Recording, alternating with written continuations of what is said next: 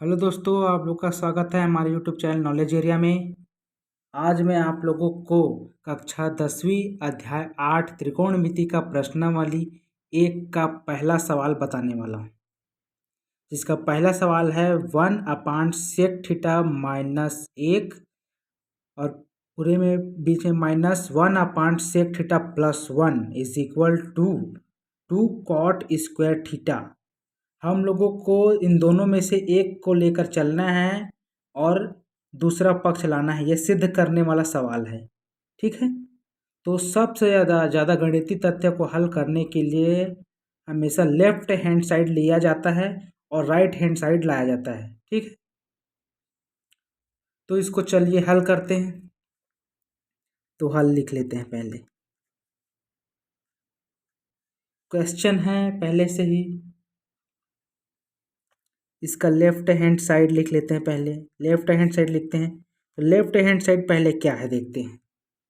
1/sec θ-1 और फिर minus, फिर 1/sec θ+1। देख, सबसे पहले इसको हल करने के लिए इसका लघुत्तम निकालेंगे। ठीक है। लघुत्तम निकाले, ठीक है। सबसे पहले इसको हल करने के लिए इसका लघुत्तम निकालना पड़ेगा। तो लघुत्तम निकालने के बहुत नियम होते हैं, मैं उनमें से एक आपको बताने वाला हूँ। तो कैसे निकालते हैं लघुत्तम? तो लघुत्तम निकालने के लिए, ठीक है, तो लघुत्तम निकालने के पहले ये पहला पक्ष है, दूसरा पक्ष है। तो लघुत्तम निकालने के लिए सबसे पहले ये ऊपर वाला को अंश कहते हैं, ये समझ लीजिए, और नीचे वाले को हर कहते हैं। ये भी अंश है, ये हर है। तो लघुत्तम निकालने के लिए सबसे पहले दोनों हर का गुणा होता है, ठीक है। दोनों हर का गुणा करते हैं, तो दोनों हर का गुणा कर देते हैं पहले। तो दोनों हर का गुणा sec θ-1 कोष्टक में है, मतलब गुणा, ठीक है। और इसका भी गुणा sec θ+1 गुणे में करके लिख देते हैं, ठीक है। गुणे में करके लिख देते हैं। फिर इसका जो हर है, इसका इसके अंश से गुणा होगा 1 से, और इसका जो हर है इसका इसके अंश से गुणा होगा, ठीक है। तो इसके हर से इसका गुणा कर देते हैं और इसके हर से इसका गुणा कर देते हैं, ठीक है। तो चले करते हैं। तो पहले 1 है, तो 1 का 1, फिर इसको कोष्टक में रखना है। कोष्टक में इसका हर से इसको गुणा करना है, तो लिख देते हैं sec θ+1। और ध्यान दीजिए, यहाँ पर माइनस है तो यहाँ पर भी माइनस आएगा। 1 है तो 1, इसको भी कोष्टक में लिखेंगे, ठीक है। तो कोष्टक में इसमें क्या है, sec θ जो इसका हर है उसके इससे गुणा करना है, तो लिख देते हैं sec θ-1, ठीक है। इस प्रकार से आपको लिख देना है। इस प्रकार से लिखने के बाद आपको अब हल करना है।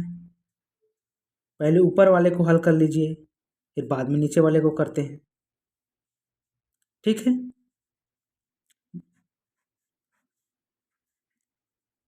तो पहले ऊपर वाले को हल करते हैं, तो 1 से इन सब का गुणा करते हैं। तो 1 से इन सब का गुणा करते हैं तो जैसा है वैसे आएगा sec θ+1।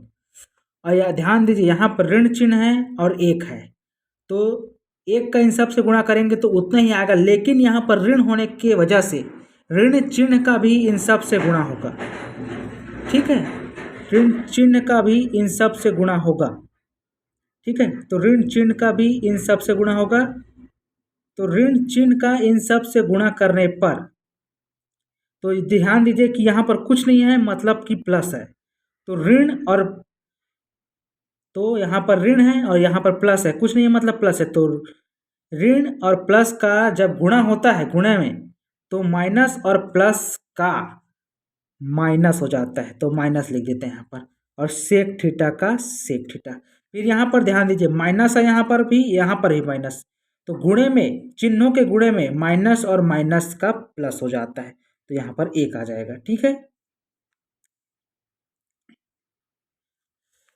और एक और बात ध्यान दीजिए, ठीक है, पहला तो समझ आ गया आप लोगों को कि एक का इन से गुणा किया, फिर माइनस एक का इन सब से गुणा किए। ठीक है, फिर ऋण चिन्ह का यहाँ पर प्लस और माइनस का माइनस आ गया और यहाँ पर माइनस माइनस का प्लस आ गया।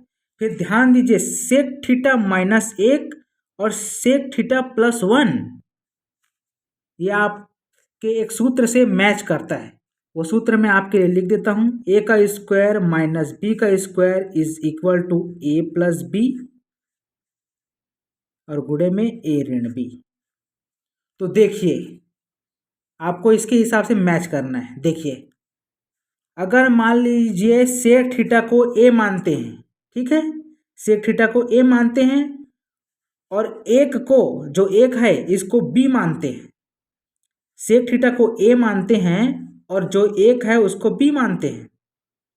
ठीक है, सेक थीटा को ए और एक जो है उसको बी मानते हैं। तो देखिए ये इस सीक्वेंस से और इस सीक्वेंस से बहुत ज़्यादा मैच करता है। देखिए सेक थीटा माइनस एक, जब सेक को ए मानते हैं और एक को बी मानते हैं तब सेक थीटा माइनस एक ए ऋण बी, यहाँ पर भी देखिए ए ऋण बी। ठीक है, ए ऋण बी है यहाँ पर। इसी प्रकार दूसरा देखिए सेक थीटा प्लस वन, जब सेक को ए मानते हैं तो अब एक को बी मानते हैं तो सेक थीटा प्लस वन, और यहाँ पर जब सेक को ए मानते हैं तो ए और जब एक को बी मानते हैं तो बी, तो ए प्लस बी और ए प्लस बी है सीक्वेंस सेम। तो अब आप इसको इस सीक्वेंस में होने के वजह से इस सूत्र में आप इस सूत्र के हिसाब से आप इसको लिख सकते हैं।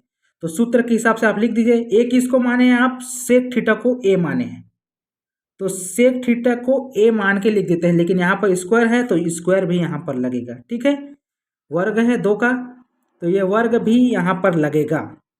तो इस वर्ग को ए में लिख देते हैं क्योंकि ए सेक माने हैं, तो यहाँ पर लिख देते हैं सेक थीटा, और जो यहाँ पर वर्ग है उस वर्ग को यहाँ पर लिख देते हैं। ठीक है, इस वर्ग को यहाँ पर लिख देते हैं, सेक स्क्वायर थीटा हो गया। फिर वर्ग को यहाँ पर लिखे क्योंकि ए सेक थीटा को ए माने हैं तो सेक थीटा का ए यहाँ पर लिख दीजिए। इसके हिसाब से जमाना है आपको, ए स्क्वायर ऋण बी की स्क्वायर के हिसाब से जमाना है क्योंकि ये सीक्वेंस सेम है।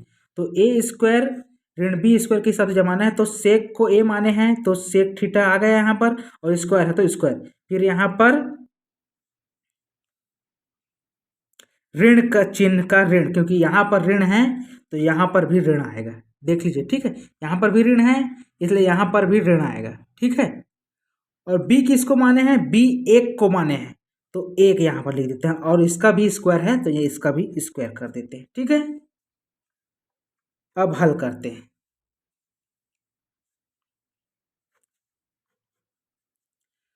तो देखिए यहाँ पर सेक थीटा प्लस में है, ये सेक थीटा प्लस में है, यहाँ सेक थीटा माइनस में है। ठीक है, तो ये दोनों घट जाएगा या कट जाएगा। ठीक है, तो ये दोनों घट जाएगा और कट जाएगा, सेक प्लस सेक थीटा और माइनस सेक थीटा कट जाएगा। ठीक है, या घट जाएगा। ठीक है, घट जाएगा हो सकता है या कट जाएगा भी हो सकता है सामान्य भाषा में। और ये प्लस वन जो है और ये प्लस वन है, ये दोनों जुड़ जाएंगे, तो ये दोनों जुड़ जाएंगे तो दो हो जाएंगे। ठीक है, ये प्लस वन दोनों जुड़ जाएंगे तो दो हो जाएगा। ठीक है, और यहाँ पर ध्यान दीजिए सेक स्क्वायर थीटा माइनस एक, तो इसका तो वर्ग कुछ नहीं होता तो इसको जस के तस उतार देते हैं, जैसे है वैसे ही। फिर माइनस का माइनस, और एक का स्क्वायर तो एक ही होता है तो इसको जैसा है वैसे ही लिख देते हैं। ठीक है, फिर आपने सर्व समीकरण में एक सूत्र पढ़ा होगा। ठीक है, जैसे मैं आपको सूत्र लिख के बता देता हूँ, 1 plus tan square theta is equal to sec square theta. 1 plus tan square theta is equal to sec square theta. तो ध्यान दीजिए 1 plus tan square theta is equal to sec square theta, जब हम इस एक को इस तरफ बराबर के उस तरफ पक्षांतर करते हैं, इस तरफ के अंक को जब उस तरफ ले जाते हैं तो उसे पक्षांतर कहते हैं। तो ये जो प्लस है कुछ नहीं है, मतलब प्लस में जो एक है कुछ नहीं है, मतलब प्लस है, तो ये जो प्लस में जो एक है वो उस तरफ जाके माइनस हो जाएगा।